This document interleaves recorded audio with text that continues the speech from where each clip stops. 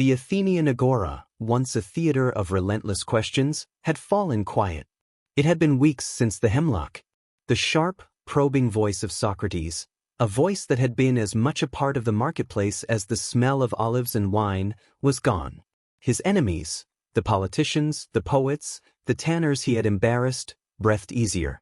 They had passed their sentence. They had forced the poison. They believed. The voice was finally silent. Plato walked through that same agora, feeling the silence like a physical wound. He saw the very spot where Socrates would stand, barefoot and mesmerizing, dismantling the arrogance of powerful men. Now, those same men walked past, their conversations loud and shallow.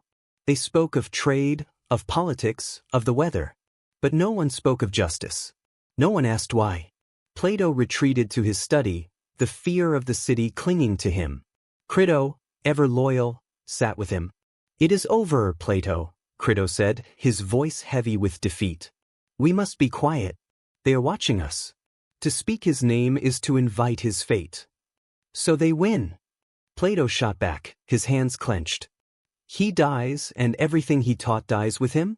Was it all just air? Words that vanished the moment he stopped breathing?"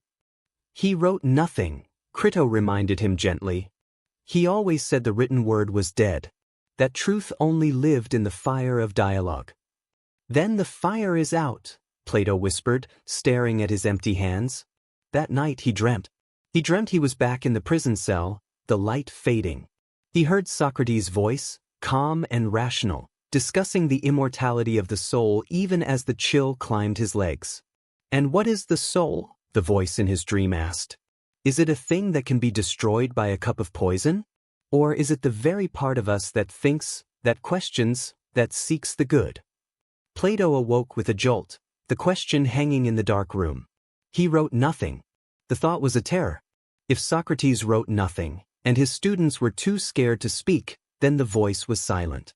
Miletus and Anytus had won. No. The word was a quiet defiance in the dark. Plato lit a lamp.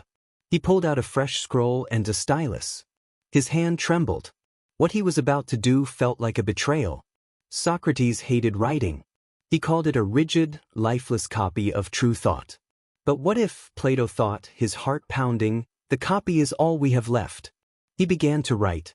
He did not write a history. He did not write a biography.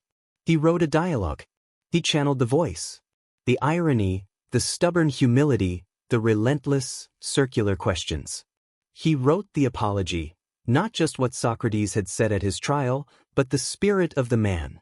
"Men of Athens, I know nothing, except the fact of my own ignorance." He wrote through the night, the grief in his chest transforming into a white-hot mission. He was not just remembering. He was resurrecting. When the sun rose, he looked down at the parchment. It was covered in ink. He read it aloud.